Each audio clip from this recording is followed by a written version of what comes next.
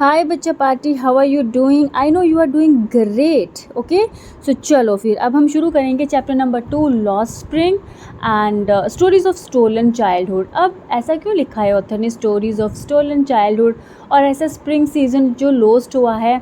मतलब इसमें कुछ हमें गहरा संदेश मिलने वाला है. एंड टाइटल जो इसका बोल रहा है स्टोलन चाइल्डहुड, ऐसा बचपन जो कि चुरा लिया गया, ऐसा स्प्रिंग सीजन जो कि लॉस्ट है. तो हम देखेंगे कि ऐसा क्या हुआ है. सबसे पहले थोड़ा सा जानते हैं अपने ऑथर को. एनिस जंग was born in Rourkela and spent her childhood and adolescence in Hyderabad. तो ये जो हमारी ऑथर हैं वो रोरकेला में पैदा हुई थी और इन्होंने अपना बचपन और अपनी किशोरावस्था हैदराबाद में बिताई. Okay, she received her education in Hyderabad and in the United states of America. कहाँ पे पढ़ी हैं ये? इन्होंने एजुकेशन ली हैदराबाद से और यूएसए में ये पढ़ी हैं. Her parents were both writers, इनके मामा पापा दोनों राइटर्स थे. Anees Jung began her career as a writer in India, और अपना करियर एक राइटर के रूप में इन्होंने इंडिया में ही शुरू किया. She has been an editor and columnist for major newspapers in India and abroad. Bharat में और विदेशों में जो मेन इम्पॉर्टेंट न्यूज़पेपर्स है उनके लिए ये एडिटर के रूप में काम किया है, और इनके जो स्पेशल एडिशंस रहते थे वो एक स्पेशल कॉलम में भी छपे हुए हैं. ठीक है. And has authored several books, और इन्होंने बहुत सारी बुक्स लिखी हैं. The following is an excerpt from her book titled lost spring. तो ये जो अभी हम पढ़ने वाले हैं ना, ये एक अंश है, एक भाग है इनकी बुक जिसका नाम है लॉस्ट स्प्रिंग. उसमें से ये एक पार्ट लिया गया है. ठीक है, except part of lost spring, stories of stolen childhood. Here she analysis the grinding poverty and traditions which condemn these children to a life of exploitation. यहाँ पे उन्होंने किस चीज़ का विश्लेषण किया है? बहुत ही जैसे एक मेजर पॉवर्टी, गरीबी, और उस जो उनके ट्रेडिशंस हैं, जो इन बच्चों की ज़िंदगी, उन ट्रेडिशन और गरीबी की वजह से इन बच्चों की लाइफ का जो एक्सप्लॉयटेशन, शोषण हो रहा है. तो हम देखते हैं कैसे जो हमारी ऑथर है वो हमसे क्या बोलना चाह रही है इस चैप्टर के through. Sometimes I find a रूपी इन द गार्बेज. अब टाइटल दिया गया है इस पार्ट को कि समटाइम्स आई फाइंड, कभी कभी मुझे एक रुपी मिलता है इस गार्बेज में. ठीक है, अब देखते हैं ये लाइन किसने बोली है. Why do you do this? I asked Sahib whom I encounter every morning scrounging for gold in garbage dumps of my neighborhood. अब जो ऑथर है वो पूछ रही हैं, एक लड़का है साहिब, उसको पूछ रही हैं कि तुम ऐसा क्या करते हो. उसको वो, क्योंकि ये जो साहिब है ना, ये क्या करता है, ये कचरा बीनने का काम करता है. तो जहाँ पे ये हमारी जो राइटर हैं वो रहते हैं ना, उनकी सोसाइटी में, वो उसको देखती हैं, वो कचरा बीनता है ना, तो वो उसको पूछती हैं, उस लड़के को कहती है कि तुम मतलब हर रोज़ यहाँ पे ये तुम क्या क्यों करते हो? Why do you do this? तुम ऐसा क्यों करते हो? Sahib left his home long ago. Sahib ने ना काफ़ी समय पहले अपना घर छोड़ दिया है. Set amidst the green fields of Dhaka, his home is not even a distant memory. तो वो ना बेसिकली साहिब जो था वो कहाँ से था? ढाका जो बांग्लादेश की हमारी नेबरिंग कंट्री है बांग्लादेश, उसकी कैपिटल सिटी है ढाका.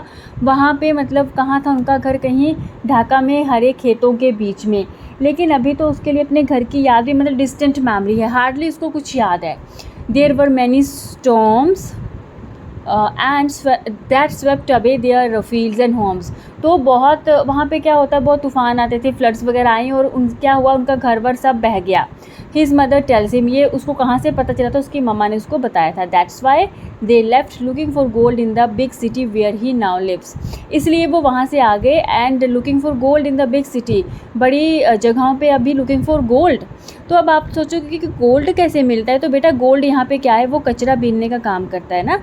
तो उनको क्या होता है, कचरे में अगर उनको यूज्ड चीज़ें मिल जाती हैं ना, किसी ने कोई यूज्ड वो चीज़ें जो कपड़े फेंके हैं या कोई शूज़ फेंके हैं, वो किसी ने फेंक दिए, उनके काम के नहीं है, लेकिन इन बच्चों के लिए और ऐसे लोगों के लिए वो गोल्ड के बराबर हैं. उन्हें कभी कभी, उसने इसका टाइटल क्या है, समटाइम्स आई फाइंड ए रुपी, कभी कभी कचरे में से एक रुपया मिल जाता है, तो उनके लिए वो गोल्ड के जैसा है. तो भी कुछ भी अगर उनको कोई खाने की चीज़ मिल रही है बची खुची, तो वो उसमें खुश हो जाते हैं. तो अभी वो इस तरह से काम करते हैं जहाँ पे अभी वो रहते हैं। I have nothing else to do, he matters होता है ऐसे बुदबुदाना। ना उसने धीरे से बोला कि मतलब मेरे पास और कुछ करने को है ही नहीं, है ना। लुकिंग अवे, जाते देख रहा है यहाँ वहाँ, कि कहता मेरे पास कुछ और करने को है ही नहीं। गो टू स्कूल, आई से ग्लिबली, कहती मैंने बोला कि स्कूल जाओ, है ना। ऑथर ने बोला स्कूल जाओ, तो ग्लिबली मतलब not very seriously, right. Realising immediately how hollow the advice must sound. और फिर ना ऑथर को थोड़ा रियलाइजेशन भी हो गया कि जो वो बोल रही हैं वो मतलब उनकी सोच जो है वो कैसे मतलब तंग है। होलो मतलब सही नहीं है। ओके, सही क्यों नहीं है बेटा? वो लोग इतने गरीब हैं, कचरा बीन बीन के तो वो अपने खाने के लिए खाना इकट्ठा कर रहे हैं। कहाँ स्कूल में जाएंगे, कौन उनकी फ़ी भरेगा, कौन उनके लिए बुक्स लेगा। तो जब ऑथर ने बोला ना गो टू स्कूल, तो फिर कहती कि वो मैंने ऐसे बोल दिया, लेकिन बाद में कहती मेरे को रियलाइज़ भी हो गया कि मतलब मेरी एडवाइस कितनी बेकार है उस बच्चे के लिए। There is no school in my neighbourhood, when they build one I will go. तो साहिब बोलता है कि मेरे नेबरहुड में कोई स्कूल नहीं है, जब कोई बनाएगा, जब वो बनाएंगे, है ना, तो मैं जाऊँगा। If I start A school will you come, I ask half joking. तो कहती मैंने ऐसे मजाक करते करते मजाक में पूछा कि अगर मैं कोई स्कूल खोलती हूँ, चलाती हूँ, तुम क्या उसमें आओगे? Yes, he says smiling broadly. और बहुत अच्छे से खुशी से, मतलब एकदम ब्रॉड स्माइल लेते हुए उसने क्या बोला कि हाँ मैं आऊँगा। मतलब ऐसा नहीं है, उस बच्चे में क्यूरियोसिटी है स्कूल जाने की, है ना। A few days later I see him running up to me, is your school ready? तो फिर थोड़े दिनों बाद कहती है, ऑथर कहती हैं कि मैंने देखा कि वो मेरे पास ना भागता हुआ आ रहा है, और उसने पूछा क्या तुम्हारा स्कूल रेडी है? It takes longer to build a school. I say कहती मैंने बोला कि टाइम लगता है ना स्कूल बनने में। Embarrassed eight having made a promise that was not meant. कहती मेरे को एम्बैरेसमेंट हो रही थी। क्यों हुई? क्योंकि उसने एक ऐसा प्रॉमिस किया था जिसका कोई मतलब ही नहीं था, जिसको उसके लिए वो प्रॉमिस मायने ही नहीं रखता था। But promises like mine abound in every corner of his bleak world। But कहती कि जिस तरह का प्रॉमिस मैंने किया था ना, अबाउंड होता है कि उससे वो जो एक प्रॉमिस था ना वो उनकी ब्लीक वर्ल्ड, मतलब उनकी खाली ज़िंदगी में के हर एक कोने में थे। जैसे क्या होता है कि जैसे ये जो झुग्गी झोंपड़ी वाले होते हैं, है ना, इनका क्या है ना कि इन लोगों के लिए ना वैसे कोई फैसिलिटीज़ नहीं करते हैं, लेकिन जब इलेक्शंस होते हैं तो जो वोटिंग के लिए वोट मांगने आते हैं जो हमारे नेता हैं, तो वो उनसे बड़े प्रॉमिसेस करते हैं, हम तुम्हारे लिए स्कूल बनाएंगे, अच्छे घर बनाएंगे, बच्चों के लिए ये फैसिलिटीज़ होगी। तो मतलब उसी बोलता कि उनके संसार, खाली संसार में ये प्रॉमिस हर एक जगह थे जो मैंने किया था, जैसा प्रॉमिस मैंने किया था, क्योंकि वो प्रॉमिसेस उनके साथ अक्सर होते रहते थे जो कभी भी पूरे नहीं किए गए। After months of knowing him I ask him his name. कहते कि काफ़ी महीने हो गए उससे जान पहचान हुए, फिर मैंने एक दिन उसका नाम पूछा। Sahib Alam, he announces. उसने क्या बोला, उसका पूरा नाम क्या था? Sahib Alam. He does not know what it means. उसको उसका मीनिंग भी पता नहीं था। If he knew its meaning lord of the universe he would have a hard time believing it. तो ऑथर कहते हैं कि अगर उसको इसका मीनिंग पता होता है ना, क्या मतलब होता है साहिब आलम, मतलब इस यूनिवर्स का Lord, God of this universe. तो कहती कि वो कहाँ विश्वास करता अपने नाम के मीनिंग पर, है ना। Unaware of what his name represents, he roams the streets with his friends, an army of barefoot boys who appear like the morning birds and disappear at noon। कहता है कि उसको अपने नाम का मतलब तक पता नहीं था, और वो क्या करता था, वो यहाँ वहाँ गलियों में घूमता था उसके दोस्तों के साथ, और उसके दोस्तों की टोली होती थी एक, नंगे पाँव सारे, वो मतलब लड़के होते थे नंगे पाँव, और वो कैसे आते थे? मॉर्निंग बर्ड्स की तरह, है ना, कि जैसे अर्ली मॉर्निंग वो घूमते थे, वो कचरा बीनते थे ना, तो वो अर्ली मॉर्निंग आते थे, मॉर्निंग में घूम रहे हैं, यहाँ वहाँ कचरा छान रहे हैं, और दोपहर को गायब। Over the months I have come to recognise each of them. तो ऑथर कहते हैं कि जैसे फिर महीने दर महीने बीतते रहे, और मैं मतलब जो ऑथर है ना वो हर एक को पहचानने लगी। Why aren't you wearing chappals? I ask one. कहती मैंने एक से पूछा तुमने चप्पल क्यों नहीं पहनी है? My mother did not bring them down from the shelf, he answer simply. मेरी मम्मा उनको शेल्फ से नीचे उतारती नहीं है। उसने बड़ा सिंपली आंसर दिया, मतलब उसकी मदर ने कहीं शेल्फ में ऊपर चप्पलें रखी हैं और वो उनको उतार के उसको नीचे देती नहीं, और वो पहुंच नहीं पाता है वहाँ तक। Even if she did he will throw them off. Adds another who is wearing shoes that do not match. When I comment on it, he shuffles his feet and says nothing. तो एक और लड़का था जिसने shoes पहने थे लेकिन उसने अलग अलग जूते पहने थे, तो उसने बोला कि अगर इसकी मम्मा उसको देगी भी ना चप्पल तो भी ये फेंक देगा। तो ऑथर पूछती कि जब मैंने पूछा इस पे कि क्यों भाई ऐसा क्यों है ना, तो उसने क्या किया कि उसने जो नंगे पाँव वाला था उसने अपने पाँव के जैसे शफल्स पाँव के ऊपर पाँव रख के ऐसे चुपचाप वो खड़ा हो गया, उसने कुछ भी नहीं बोला। I want shoes says a third boy who has never owned a pair of his all his life. तो एक और लड़का था तीसरा जिसने वो कहता है मुझे जूते चाहिए, जिसने अपनी ज़िंदगी में कभी उसको कभी बेचारे को मिले ही नहीं थे जूते अपनी ज़िंदगी में, तो उसने बोला I want shoes. Travelling across the country I have seen children walking barefoot. तो ऑथर बता रही है कि मैं जब भी इस कंट्री में घूमती हूँ, मतलब हर एक पार्ट में मैंने देखा है बच्चों को नंगे पाँव चलते हुए in cities, on village roads, शहरों में, गाँव में, सड़कों पर। It is not lack of money but a tradition to stay barefoot is one explanation. कहते कि एक एक्सप्लेनेशन इस चीज़ की है कि मैंने देखा हुआ है बच्चों को नंगे पाँव, ऐसा नहीं है कि हर जगह पैसे की कमी है, कई जगह पर ये ट्रेडिशन भी है। I wonder if this is only an excuse to explain away a perpetual state of poverty. तो क्या होता है ना कि कई जगह जब उसने पूछा बच्चों को कि तुम लोग भाई चप्पल क्यों नहीं पहनते, तो उन्होंने क्या बोला कि ऐसा नहीं है कि हमारे पास पैसे की कमी है, लेकिन हाँ ये हमारा ट्रेडिशन है कि हम नंगे पाँव घूमते हैं। तो उधर बोलते हैं कि मतलब मुझे हैरानी होती थी कि उन्होंने कैसे मतलब ये एक अच्छा बहाना बना रखा है अपनी जो गरीबी की स्थिति है उसको छुपाने के लिए। Okay, I remember a story a man from Udupi once told me. तो उनको अभी एक स्टोरी सुनाने लगी है। उडीपी एक जगह है, वहाँ से कहते हैं एक आदमी ने मुझे मतलब उसने कुछ बताया उसको, तो अभी ऑथर हमारे साथ शेयर करेंगी। As a young boy he would go to school past an old temple where his father was a priest. कहता है कि जब वो छोटा लड़का था तब वो स्कूल जाता था और उसके रास्ते में एक ओल्ड टेम्पल आता था, वहाँ पे उसके पापा जो थे वो पुजारी थे। He would stop briefly at the temple and pray for a pair of shoes. तो कहता है कि वो वहाँ पे रुकता था और वो क्या प्रे करता था, टेम्पल में जाके वो बच्चा क्या मांग रहा है, जूतों का एक जोड़ा। Can you imagine? 30 years later, I visited his town and the temple, which was now drowned in an year of desolation. तो कहती 30 साल बाद जब मैंने उस टाउन में विज़िट किया और वो टेम्पल जो कि अभी बिल्कुल मतलब खाली था, वो ऐसे आइसोलेशन में था। ठीक है। In the back yard where live the new priest there were red and white plastic chairs. तो उसके पीछे वाले आंगन में वहाँ पे नया पुजारी रहता था और वहाँ पे रेड और वाइट कलर की प्लास्टिक की चेयर्स पड़ी थी। अ young boy dressed in a grey uniform wearing socks and shoes. एक लड़का जो ग्रे यूनिफॉर्म में रेडी हुआ था, ठीक है, और उसने सॉक्स और शूज़ पहने थे। Arrived painting and through his school bag on a folding bed. Painting मतलब जैसे सांस चढ़ी होती है ना, भाग के आते, ऐसे हाँफते हुए वो आया और स्कूल बैग उसने एक फोल्डिंग बेड पे फेंक दिया। Looking at the boy I remember the prayer another boy had made to the goddess when he had finally got a pair of shoes. तो कहती कि उसको देख के मुझे क्या याद आया, उस दूसरे लड़के की प्रेयर याद आई जो भगवान से क्या मांगता था, जूतों का एक जोड़ा। ठीक है।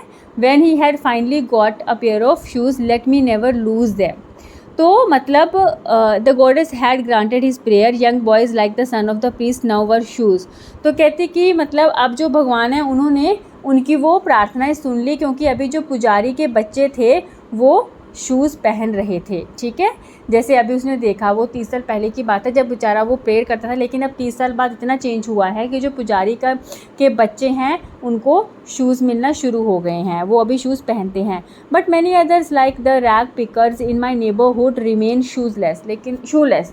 कहती लेकिन फिर अभी भी बहुत सारे हैं रैग पिकर्स, वही कचरा बीनने वाले जो मेरे नेबरहुड में हैं, जो अभी तक भी बिना जूतों के ही हैं। My acquaintance with the barefoot rag pickers leads me to Simapuri, a place on the periphery of Delhi, yet miles away from it metaphorically. अब देखो यहाँ पे ये क्या बता रही है, कहती कि जो मतलब ये जो रैग पिकर्स थे, जो नंगे पाँव कचरा बीनने वाले घूमते थे ना, मेरी जान पहचान इनसे हुई तो मुझे जानने को मिला ये कहाँ रहते थे। सीमापुरी एक जगह है जो दिल्ली के आउटस्कर्ट्स में, आउटस्कर्ट मतलब दिल्ली से मतलब साथ लगते लेकिन बाहरी एरियाज़ में, है ना। तो कहते कि वो था तो दिल्ली से साथ लगता एरिया था वो, लेकिन miles away from it metaphorically. मतलब कि मेटाफरिकली क्या होता है बेटा कि दिल्ली की अगर हम इमेजिनेशन करें, दिल्ली एक सिटी है ना, हमारी कैपिटल सिटी है, एकदम लाइफ फास्ट है, लोग जा रहे हैं आ रहे हैं ना, अच्छी लाइफ जी रहे हैं। लेकिन कहते कि ये दिल्ली के साथ में ही रहते हैं, लेकिन इनकी जो ये बिल्कुल अलग है, कहने को पास है लेकिन एक्चुअल में लाइफ के मामले में देखें ना तो ये माइल्स अवे हैं दिल्ली की लाइफ से, ठीक है। Those who live here are squatters who came from Bangladesh back in 1971। कहते कि यहाँ पे जो ये रहते हैं ना तो ये बांग्लादेश से आए हुए हैं। स्क्वेटर्स मीन्स बांग्लादेश से आए हुए, कहीं बाहर से आकर यहाँ पे बसे हुए हैं। 1971 से ये वहाँ से आए थे। Sahibs family is among them, बोलती साहिब की फैमिली भी एक है उन्हीं फैमिली में से। Seemapuri was then a wilderness, it still is but it is no longer empty. तो कहते कि जब शुरू में सीमापुरी क्या था, ऐसे था मतलब जंगल टाइप था, अभी भी वैसा ही है, लेकिन अभी ये खाली नहीं है, अभी ये भर गया है in structures of mud with roofs of tin and tarpaulin. तो कहते कि अभी मतलब इसमें मिट्टी के और टिन की रूफ्स है, मिट्टी के घर, मतलब कि पहले खाली था लेकिन अभी यहाँ पे इन लोगों ने अपने घर बना लिए छोटे छोटे। डिवॉइड ऑफ सीवेज, ड्रेनेज और रनिंग वाटर, और कोई व्यवस्था नहीं है, सीवेज की कोई व्यवस्था नहीं है, ड्रेनेज नहीं है, पानी की सुविधा नहीं है। लिव 10,000 रैग पिकर्स, और यहाँ पे 10,000 कचरा बीनने वाले रहते हैं। They have lived here for more than 30 years without an identity, without permits, but with ration cards that get their names on voters list and enable them two by grain. तो कहते कि इनकी कोई अपनी आइडेंटिटी नहीं है, कोई identity card या कुछ भी मतलब वैसा नहीं, कोई परमिशन नहीं है, बिना परमिशन के यहाँ पे रहते हैं, लेकिन बस इनके राशन कार्ड्स बन गए हुए हैं जिससे कि इनको अनाज मिल जाता है और उनका नाम जो है वो वोटर्स लिस्ट में आ गया हुआ है। Food is more important for survival than an identity, ठीक है। If at the end of the day we can feed our families and go to bed without an aching stomach, we would rather live here than in the fields that give us no grain, say a group of women in tattered sarees when I asked them why they left their beautiful land of green fields and rivers। अब ये बता रही हैं author कि उनकी कोई identity नहीं है, यहाँ पे बिना परमिशन के रह रहे हैं, लेकिन राशन कार्ड्स बने हुए हैं तो इनको अनाज मिल जाता है खाने के लिए। तो कहते हैं कि फूड जो है वो ज़्यादा इम्पॉर्टेंट है ज़िंदा रहने के लिए किसी पहचान से, ऑब्वियसली, है ना। अगर तो ये जो औरतें हैं ये जैसे जो ऑथर है वहाँ जाती है तो उसने जो औरतें हैं टैटेड साड़ी, मतलब वो फटी हुई साड़ियों पे टाकियाँ लगाते हैं ना, वैसी वाली साड़ीज़ पहनी। तो वो औरतें क्या बोल रही हैं, कहती हैं कि अगर दिन के आखिरी में हम लोगों को खाना मिल जा रहा है, हम खाना खा के सो रहे हैं, ना कि भूखे पेट के दर्द से, तो हमारे लिए यहाँ पे रहना बेटर है 100 टाइम्स उन सुंदर खेतों में रहने की बजाय, उस सुंदर जगह पे रहने की बजाय जहाँ पे हम भूखे पेट सोते हैं। मतलब ऑथर ने पूछा ना कि तुम अपनी इतनी सुंदर जगह छोड़कर यहाँ पे रहने आ गए हो, यहाँ पे तुम लोगों को थोड़े छोटे से क्या घर हैं, वो घर भी नहीं बोल सकते उनको, ना सीवरेज है ना पानी है, क्या यहाँ पे रह रहे हो। तो कहते हैं कि भूखे पेट अगर हम एक बहुत सुंदर जगह में रह रहे हैं तो वो बेकार है, यहाँ पे कम से कम हमें खाने को तो मिल जा रहा है ना, ठीक है। Wherever they find food they pitch their tents and become transit homes. तो जहाँ पे भी उनको फूड मिलता है वो वहीं पे अपने टेंट्स, मतलब उनके होम क्या है, ट्रांजिट मतलब टेम्परेरी होम्स हैं, वहाँ से उठते हैं वहाँ चले जाते हैं। Children grow up in them becoming partners in survival. बच्चे बस ऐसे बड़ा होते हैं और इसी तरह अपने सर्वाइवल में अपने पेरेंट्स के साथ पार्टनर्स बन जाते हैं। And survival in Seemapuri means rag picking. और सीमापुरी में सर्वाइवल मतलब जीवित रहने के लिए उसका मतलब क्या है, कचरा बीनना। Through the years it has acquired the proportion of a fine art. कहते कि अब तो सालों से ये अब क्या बन गया इन लोगों के लिए, एक आर्ट बन गया है, फाइन आर्ट है ये इन लोगों का कचरा बीनना। Garbage to them is gold. इनके लिए कचरा क्या है, गोल्ड है।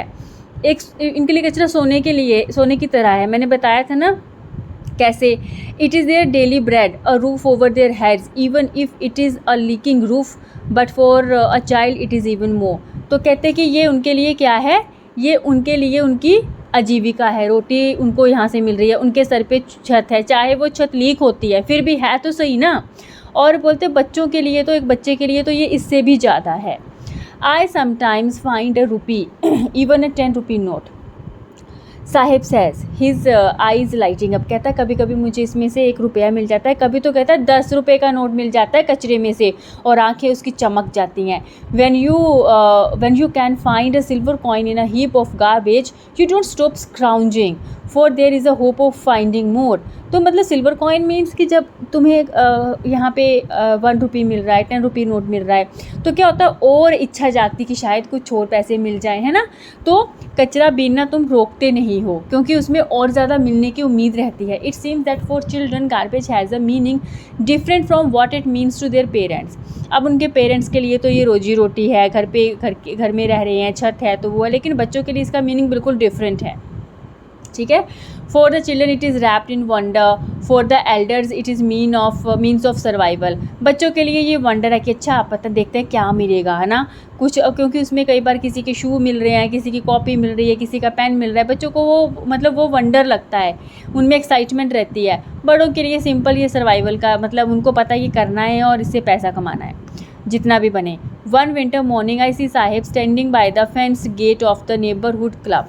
तो एक बहुत ही सर्दी की सुबह पे मैंने साहिब को देखा, फेंस गेट मतलब फेंस लगी होती ना, गेट के चारों तरफ ऐसे तारों से उसको कवर किया होता है, कोई मतलब आए ना अंदर। तो नेबरहुड क्लब था, वहाँ पे वो उस फेंस के बाहर खड़ा देख रहा था। Watching 2 young man dressed in white playing tennis. 2 लड़के जो थे वो सफ़ेद उन्होंने ड्रेस कपड़े पहने हुए थे, टेनिस खेल रहे थे। I like the game he hums. वो ऐसे ना इसे जैसे थोड़ा सा उसने मुँह में बोला कि मुझे अच्छी लगती है ये game. Content to watch it standing behind the fence. और उसको मतलब फेंस के साइड से पीछे से खड़े होकर देखना, उसमें बहुत सेटिस्फाइड था। I go inside when no one is around he admits. The gatekeeper lets me use the swing. कहता है कि जब यहाँ पे कोई नहीं ना होता तब मैं अंदर जाता हूँ इसके, और जो गेट कीपर है वो मुझे जाने देता है क्योंकि मैं वहाँ पे जाके झूला झूल लेता हूँ। Sahib two is wearing tennis shoes that look strange over his discoloured shirt and shorts. तो कहते साहिब ने भी ना टेनिस शूज़ पहने हुए थे और वो अजीब से दिख रहे थे क्योंकि उसके ऊपर उसकी डिस्कलर्ड ऐसे मतलब जो फेडेड सी शर्ट थी और शॉर्ट्स था, शॉर्ट्स उसने पहने हुए थे ना। Someone gave them to me he says in the manner of an explanation. तो उसने ऐसे बताया कि किसी ने मुझे ये दिए जूते, उसके लिए तो बहुत बड़ी बात थी। The fact that they are discarded shoes of some rich boy who perhaps refuse to wear them because of hole in one of them does not bother him for one who has walked barefoot. Even shoes with a hole is a dream come true, but the game he is watching so intently is out of his reach. तो मतलब कहते कि जूते भी क्या थे, कोई अमीर लड़का होगा, एक जूते में थोड़ा सा होल हुआ तो उसने पहनने से मना कर दिया होगा, इसलिए इसको मिल गए। लेकिन जो नंगे पाँव है उसके लिए जूतों में एक जो छेद है ना वो मैटर नहीं करता, है ना। ज़रूरत की बात है ना बेटा, सब बात तो सारा खेल तो ज़रूरत का है ना। तो पर वो ऑथर बोलते हैं कि ठीक है जूते तो उसको मिल गए, लेकिन जो वो गेम देख रहा था ना बहुत क्यूरियोसिटी से, वो उसकी पहुंच से बहुत बाहर थी। This morning Sahib is on his way to the milk booth, in his hand is a steel canister. I now work in a tea stall down the road. अब कहती कि आज सुबह क्या हुआ, मैंने साहिब को देखा वो रास्ते में था, मिल्क बूथ की तरफ जा रहा था और उसके हाथ में स्टील का कैनिस्टर था। तो वो कहता कि अब मैं एक टी स्टॉल में नीचे रोड के नीचे एक टी स्टॉल है, मैं वहाँ पे काम करता हूँ। He says pointing in the distance, ऐसे मतलब दिखाता है ना, उंगली करता हूँ कि मैं वहाँ पे उधर काम करता हूँ। I am paid 800 rupees and all my meals. कहता मुझे जो दिन में 2 या 3 बार का खाना है वो मिलेगा और 800 रुपये मिलेंगे। ठीक है। Does he like the job I ask. तो उसने पूछा his face I see has lost the carefree look. तो ऑथर पूछती है कि क्या उसको जॉब मतलब पसंद आई है ये। तो कहती है उसका जो चेहरा था अब ना, वो पहले कैसा था, पहले साहिब एकदम केयरफ्री होता था ना, उसका काम था कचरा बीनना, वो इंजॉय करता था इस चीज़ को, वो कचरा बीन रहा है उसमें से कुछ उसको मिल रहा है। बट अभी वो एक जॉब करना शुरू कर दिया तो अभी उस पर क्या आ गई, रिस्पॉन्सिबिलिटी आ गई। अब कहती है कि उसका चेहरा मुझे ना वैसा फ्री नहीं लगा, उस पर चिंता लगी। The steel canister seems heavier than the plastic bag he would carry so lightly. कहती कि जो स्टील के कैनिस्टर्स ने पकड़े हुए थे ना, जो प्लास्टिक का बैग वो पहले कैरी करता था ना, उससे कहीं ज़्यादा वो भारी थे उसके कंधों के लिए। The bag was his, bag बोलते उसका ही था अपना। The canister belongs to the man who owns the tea shop. जो कैनिस्टर थे वो उस टी शॉप वाले मालिक के थे। Saheb is no longer his own master. Saheb अब अपनी मर्ज़ी का मालिक नहीं था। तो ऐसा ऑथर ने क्यों बोला? देखो, पहले वो कचरा बीनता था, ठीक है, वो अपनी मर्ज़ी का मालिक था, जहाँ दिल किया रुका और वो झोला सा उठा के, है ना, और उसको उसमें से कुछ मिलता था। लेकिन अब उस बेसिकली क्या है, वो एक टी स्टॉल में काम कर रहा है ना, तो वो चाइल्ड लेबर हुआ ना बेटा। वहाँ पे वो बर्तन धोएगा, काम करेगा, कुछ गलत हो गया डांट भी पड़ेगी। और उसमें अब अगर कोई उसको 3 टाइम का खाना दे रहा है, 800 रुपये देगा, तो वो काम कितना लेगा? मतलब उसका बचपन गया। अब साहिब का जो केयरफ्री बचपन था वो गया, अब वो रिस्पॉन्सिबिलिटीज़ में पड़ गया और अब उसकी लाइफ का इन्जॉयमेंट, उसका बचपन, उसका स्प्रिंग उससे छीन लिया गया। तो ये ऑथर ने इस स्टोरी के थ्रू हमें बताया है, बेसिकली ये चाइल्ड लेबर पे एक हमें रोशनी डाली गई है। हम कितनी चीज़ों को इग्नोर करते हैं। हम बाहर जा रहे हैं, खा पी रहे हैं, हम देखते हैं कि वहाँ पे छोटे छोटे बच्चे आके हमारी प्लेट्स उठाते हैं, ढाबों पर हम देखते हैं। लेकिन ये चीज़ें बेटा इलीगल हैं, ये वैसे तो एक अपराध है, लेकिन हमारी कंट्री में तो अच्छे से ये होता है। तो अब क्या है, बच्चों से उनका बचपन छीना जा रहा है और रीज़न क्या है? गरीबी। और हमारा क्या बोले, एडमिनिस्ट्रेशन भी कहीं ना कहीं अगर इनको अच्छी फैसिलिटीज़ प्रोवाइड करवा दे तो मे बी ये बच्चों का बचपन बच जाए। तो यहाँ पे हमारा फर्स्ट पार्ट अब ख़त्म होता है, ठीक है। नेक्स्ट वीडियो में will discuss the second part.